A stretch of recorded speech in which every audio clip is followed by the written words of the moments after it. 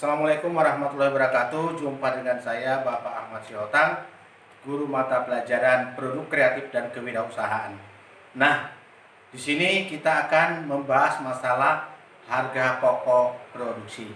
Di mana harga pokok produksi itu terdiri dari beberapa bagian, yaitu menghitung harga pokok produksi, menghitung harga jual, dan juga menghitung break even point atau analisis pulang pokok atau analisis titik impas. Oke, sebagai untuk melanjutkan materi ini, kita lanjut tentang membicarakan persepsi dulu, yaitu tentang sebuah usaha tertentu yang ingin menghasilkan keuntungan dalam operasionalnya. Keuntungan perusahaan dapat diperoleh jika penjualan melebihi biaya produksi yang dikeluarkan dalam menjalankan penjualan tersebut. Selanjutnya, namun apabila biaya produksi dikeluarkan lebih besar daripada jumlah penjualan, maka perusahaan itu akan mengalami namanya kerugian. Maka dengan ini setiap perusahaan harus mendapatkan evaluasi, dapat meminimalisasi kesalahan-kesalahan di dalam melakukan analisis perusahaan agar bisa mendapatkan keuntungan dalam bersaing di pasar wilayah daerah masing-masing. Selanjutnya, biaya produksi. Di sini bicara masalah biaya produksi dan harga pokok produksi. Kalau kita bicara masalah harga pokok produksi, ini adalah biaya yang dikeluarkan untuk membuat sebuah produk atau ukuran tertentu. Tujuan menghitung HPP adalah untuk mengetahui secara akurat berapa biaya yang dikeluarkan dalam menghasilkan tersebut. Selanjutnya, ada beberapa tentang definisi biaya produksi, yaitu menurut pendapat Mulyadi, biaya produksi adalah seluruh biaya yang terjadi untuk mengolah bahan usaha menjadi barang jadi untuk siap dijual. Selanjutnya, pendapat M. Nafarin adalah seluruh biaya yang berhubungan dengan barang yang dihasilkan di dalamnya terdapat unsur-unsur biaya bahan baku, baik tenaga kerja langsung maupun overhead. Selanjutnya, komponen-komponen biaya produksi menurut Charles Horgan, yaitu biaya bahan baku langsung, biaya tenaga kerja langsung, biaya overhead.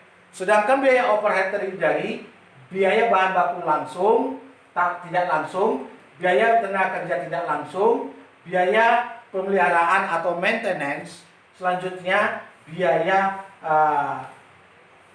pabrik, air listrik, biaya asuransi pabrik, dan overhead dan lain-lain.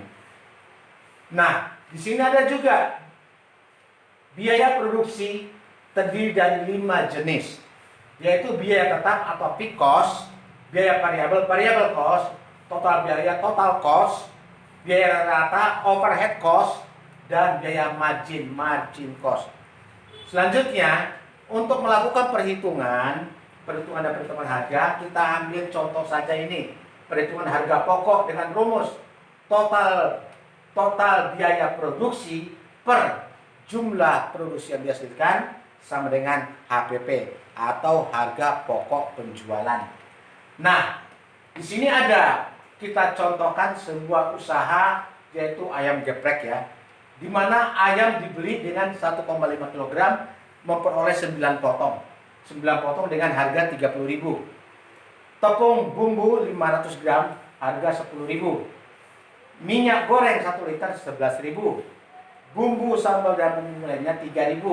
Sehingga total biaya 54.000. Kalau kita hitung dari total biaya tadi 54.000, dapat kita asumsikan bahwa 54.000 dibagi 9 potong sama dengan 6.000 rupiah. 6.000 rupiah ini merupakan HPP, harga pokok penjualan.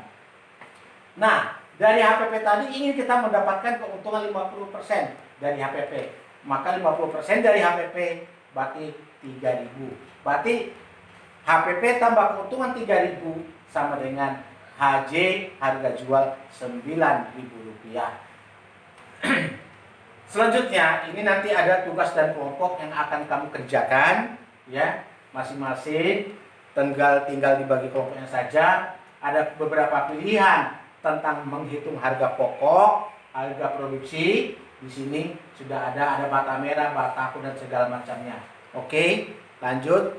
Selanjutnya tentang tugas mandiri. Tugas mandiri ini ditugaskan masing-masing sendiri-sendiri, yaitu menjelaskan tentang pengertian harga pokok dan harga pokok penjualan dan manfaat dari menghitung harga pokok serta membuat HPP usaha pisang goreng. Sederhana saja. Selanjutnya, modal usaha. Pengertian modal usaha adalah sekumpulan uang atau barang yang digunakan sebagai dasar untuk melaksanakan suatu produksi. Sedangkan modal atau kapital yaitu barang yang dihasilkan oleh alam atau manusia membantu produksi lainnya yang dibutuhkan manusia dengan tujuan untuk mendapatkan keuntungan. Nah, definisi modal usaha ada beberapa para ahli mengemukakan pendapat-pendapatnya. Pendapat dari leverage judgment, modal usaha adalah bentuk pinjaman dalam jangka waktu tertentu yang dimiliki oleh perusahaan. Selanjutnya, Bambang Rianto menyatakan hasil produksi yang digunakan untuk memproduksi lebih lanjut. Selanjutnya, dalam Kamus Bahasa Indonesia KBBI, modal usaha itu dikatakan uang yang digunakan sebagai pokok untuk berdagang, sebagai harta benda atau uang atau barang yang bisa digunakan menghasilkan sesuatu yang mampu menambah kekayaan. Selanjutnya, jenis-jenis modal. Di sini ada jenis-jenis modal. Kalau kita lihat beberapa jenis-jenis modal berdasarkan sumber modal. Ada sumber modal eksternal, ada sumber modal internal. Kalau eksternal itu berasal dari luar, internal itu berasal dari dalam perusahaan sendiri. Nah, di sini ada lagi jenis modal usaha. Jenis modal usaha berdasarkan fungsi. Ada modal usaha perorangan, ada modal usaha sosial. Selanjutnya ada lagi modal berdasarkan wujud. Ada modal konkret atau aktif, yaitu modal yang aktif, modal yang bisa diputar, dikembangkan lagi. Sedangkan modal abstrak adalah modal yang dipakai untuk berjaga-jaga untuk dalam keadaan darurat perusahaan. Selanjutnya, manfaat modal bagi usaha. Ada beberapa bagian di sini. Ada satu, menyewa tempat. Kedua, menyediakan bahan dan alat produksi. Tiga, membayar gaji karyawan. Dan keempat, untuk simpanan. Ada tabungan namanya perusahaan. Selanjutnya kita membahas masalah break-even point. Break-even point ini sama dengan analisis titik impas, analisis pulang pokok, tidak untung tidak rugi. Itu dari pengertian break-even point. Tidak untung tidak rugi. Ya. Selanjutnya di sini break-even point adalah analisis titik impas sebagai suatu keadaan di mana perusahaan kegiatan operasionalnya tidak memperoleh keuntungan, gak dapat untung, gak rugi, gak dapat profit alias pulang pokok. Ya. Selanjutnya BEP, ada titik impas yang diterima suatu usaha, biaya sudah dikeluarkan. BEP digunakan untuk menganalisis jumlah barang yang harus diproduksi. Ini bisa diperoleh untuk mendapatkan berapa jumlah yang harus diproduksi agar tidak untung dan tidak rugi. Berapa unit yang uang yang diharap didapatkan agar tidak untung tidak rugi. Oke. Selanjutnya, keuntungan dalam usaha dalam break point. Sini ada beberapa analisis yang bisa kita gunakan dalam perhitungan break point. Ini untuk menghitung unit, berapa unit yang harus kita lakukan produksi, akan kita dapat produksikan agar usaha kita tidak untung tidak rugi. Nah, di dalam break point ini kita lihat rumusnya. BEP, break point, sama dengan fixed cost atau biaya tetap per dalam kurung price dikurang dengan variable cost. Ini adalah rumus untuk mendapatkan unit dalam produksi. Tadi dari BEP ada fixed cost, ada price dan variable cost. Oke. Di sini contohnya biaya produksi KPPET. Ya, ini KP-nya KPPET di Jalan Nusantara Bogor. Kalau kita perhatikan ini, ya, Biaya tetapnya ada 2 juta, biaya variabel 2.000, harga jual per unit 4.000. Sehingga kalau kita gunakan rumus tadi, maka akan BEP yang harus dilakukan unitnya hanya dapat 1.000.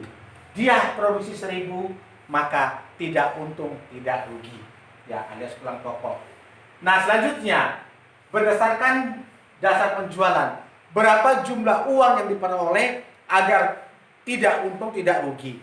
Berdasarkan rumus ini, BEP sama dengan peak cost per 1 dikurang variable cost per price. Nah, di sini sudah ada apanya.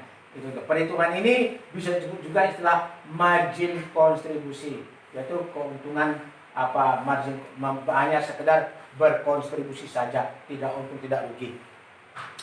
Nah, ini perhitungan untuk berapa jumlah uang yang harus didapatkan. Kalau kita gunakan ini biar segala macam dengan menggunakan rumus tadi, maka kita dapat peroleh bahwa di sini ya 2.000 per 4.000 sama dengan 0,5 ya. Di situ dikurang 1 dikali 0,5, maka akan dapat 0,5 lagi per 2 juta per 0,5 sama dengan 4 juta ya. Maka BEP-nya untuk penjualan rupiahnya harus dapat 4 juta baru dikatakan tidak untung, tidak rugi. Selanjutnya dari sini bisa kita perhatikan, ini adalah tugas kelompok. Anda nanti berkelompok ya, belajar setelah mempelajari tadi, mengerjakan tugas kelompok ini, yaitu menghitung BEP usaha apa saja yang ingin kamu jalankan. Silakan bebas menghitungnya.